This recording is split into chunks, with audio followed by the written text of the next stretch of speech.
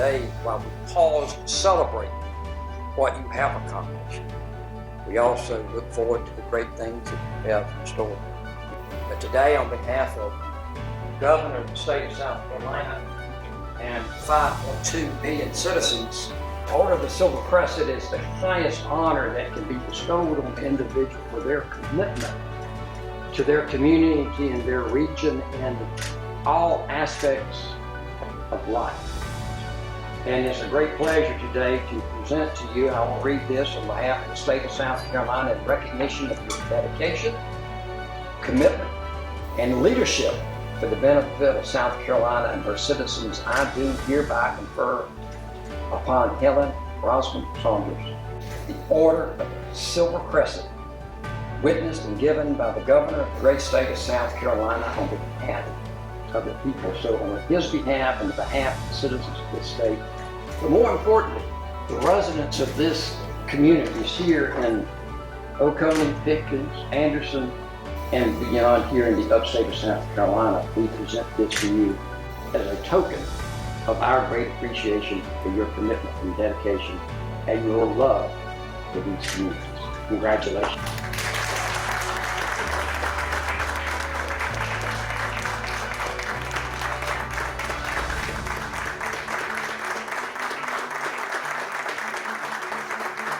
I am so proud of Tri-County Technical College. I am so proud to see where we were, and now we are coming in number one in almost every aspect when compared to the other 15 technical colleges. We're so proud to be able to honor Helen Rosemond-Saunders for 30 years of service at Tri-County Technical College on our commission.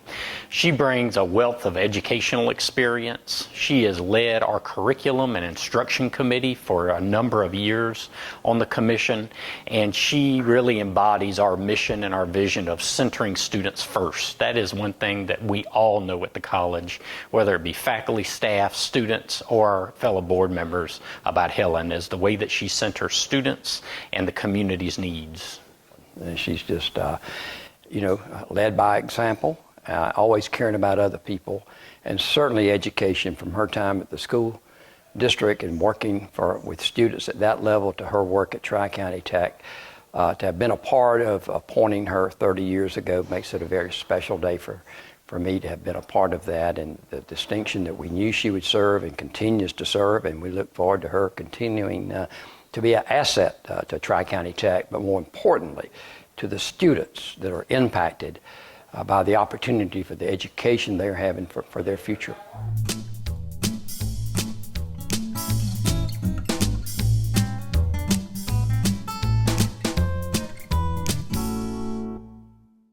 When I was growing up in Oconee County, I live in an extended family. I live my mom, myself, my mom's sister, who was a teacher, my grandmother, who was a former teacher, and my grandfather. That was our family.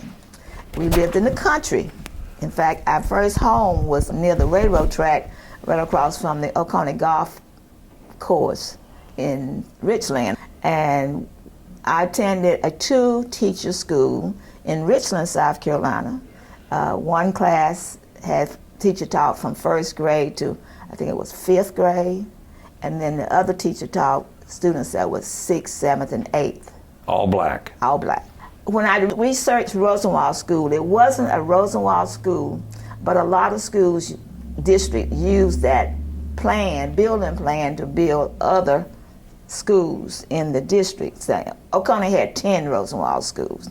Then you went to school in Seneca.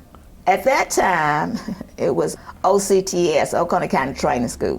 When you were a senior, your last year there, was there ever any doubt that you would continue your education and go to college? No, there was no doubt. I selected to go to South Carolina State. I wanted to go to Tuskegee, and this is what they said to me.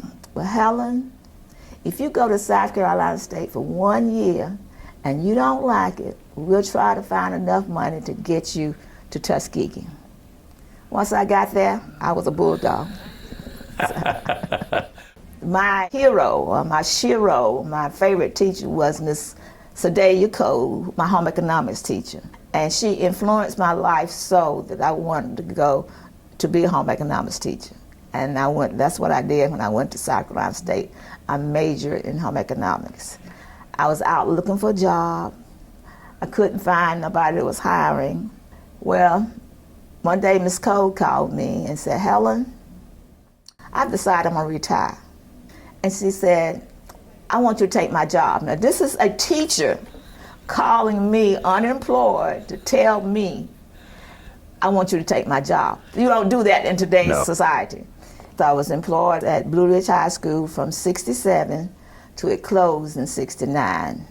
And it closed because of integration. Yeah. It closed in May as Blue Ridge High School. In August it opened at Seneca Junior High, 7th and 8th graders. And when that transformed education, where did you end up as a teacher? I stayed at Seneca Junior High for 4 years as a home economics teacher. And then I transferred to Seneca High School. And I retired in 2005. I had 38 years, I think that's right, in the school district. I did 20 years in home economics, and I went and got my guidance degree, and I served as a guidance counselor, ended up being head of Seneca High School Department chair, 18 years. So 38 years actively employed by the Oconee School District. Did I stop? Mm-mm.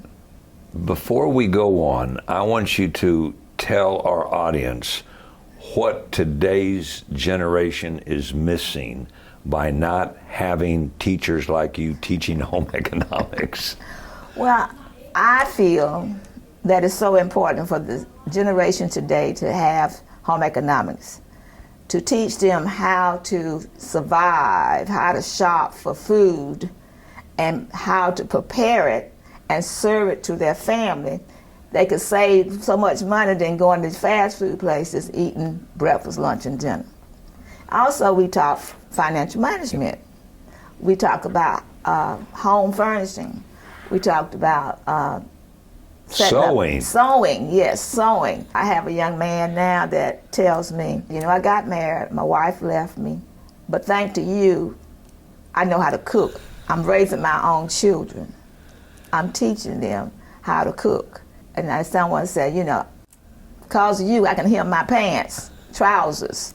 I don't have to take it and get somebody else to do it. It's home techniques, home living, home application that this generation needs today. And they only get it on the phone. That's all. I try to get my grandchildren and my great-grands, when they come, it was Thanksgiving, it was Christmas. I had a nice little gold basket. So I went around and said, put your cell phone here. We're gonna talk to each other. We're Good not for you. using the cell phones during this meal because we need to know more about what you like, what you want to do, how you're going to get there, and it's important to know about your family. So it's a lot. In Oconee County, there was one school at one time that did something along family living. We used to do home economics and seniors took family living, and you got to plan meals, and you got to do a wedding, and you got to do all this stuff. I used to take my students to grocery store, Barlow's, and let them plan a meal. You go and you're gonna see how much it's gonna cost you, and then they will get a chance to prepare it. So it's a lot of life learning skills that the kids are not getting. And that's too bad. It's too bad. And what makes it so bad, Paul, the parents didn't get it too, because they didn't take advantage. Right. So I used to tell about Oconee County one day, home economics teacher retired, they hired a coach. It's football, athletic was more important than, but anyway, that's another generation, another story. Our guest on this week's edition of Conversations with Paul Brown is Helen Rosemond-Saunders, and we're going to continue with her.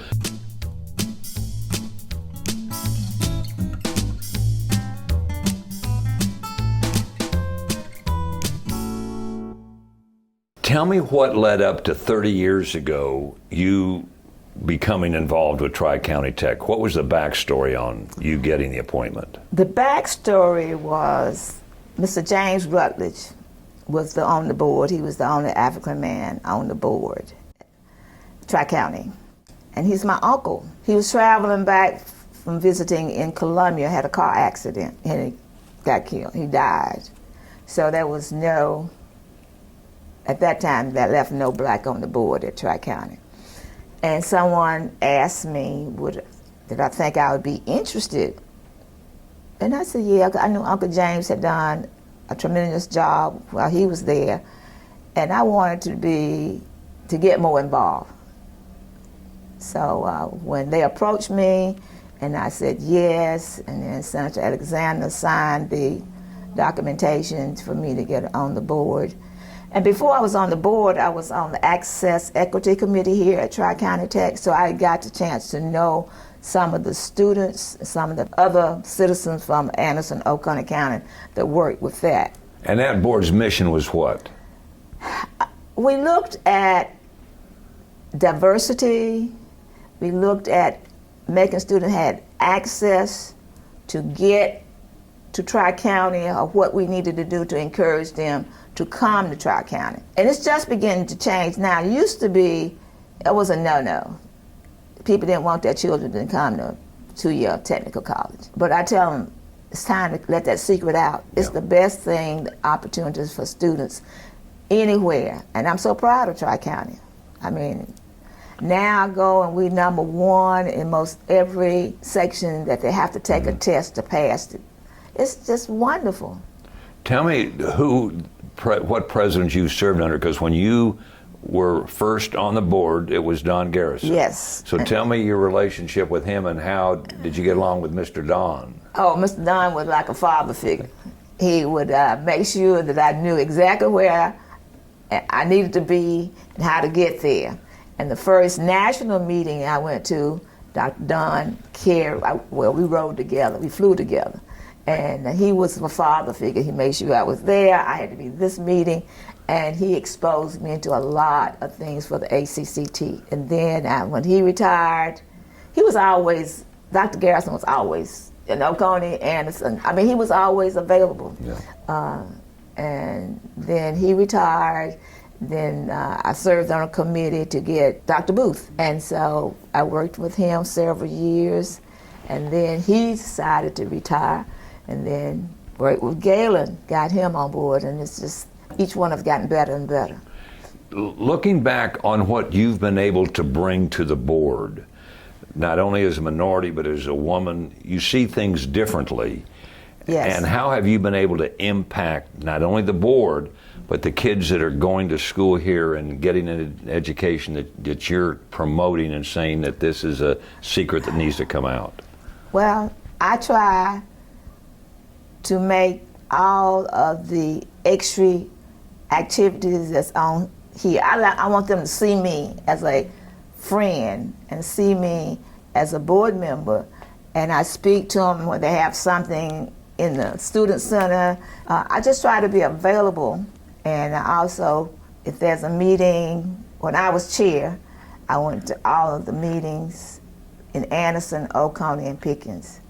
I was there when campus in Anderson was built. Mm-hmm. Then we built, I was chair when the one was built in Easley. And then eventually we got to Oconee. So I just try to come to things. I don't want to be seen as just want to sit in a room for me. I want to be at their activities when they're having good things, when they're having things happening in their life. I want to be there. You were also instrumental in getting the historic school on the Anderson campus built.